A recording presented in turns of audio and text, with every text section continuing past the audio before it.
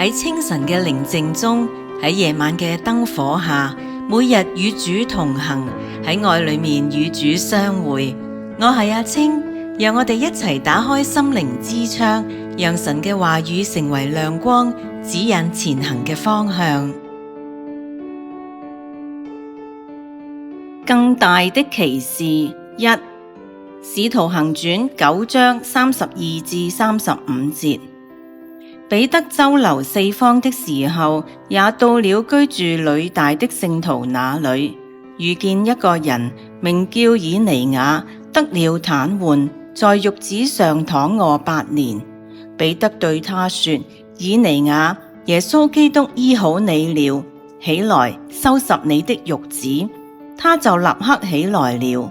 凡住呂大和沙崙的人都看見了他，就歸服主。請細心思想以上經文9章32至35節，彼得喺呂大所行嘅神蹟。一、彼得行咗乜嘢神蹟呢？二、神蹟行喺邊個身上呢？經文點樣介紹佢呢？三、呢個神蹟嘅影響力如何呢？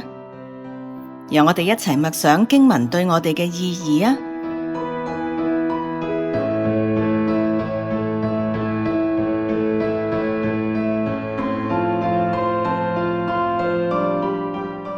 彼得喺呂大醫好癱子，同喺約帕叫死人復活。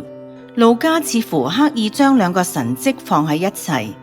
不過，我覺得呢兩個神蹟本身嘅意義並唔深刻，因為彼得不過係行耶穌所行嘅，而且使徒行傳已經唔係第一次記載彼得行神蹟叫人歸主，所以我哋仲係應該追問。呢兩個神蹟除咗彰顯神榮耀領人歸主之外，仲有新嘅意義嗎？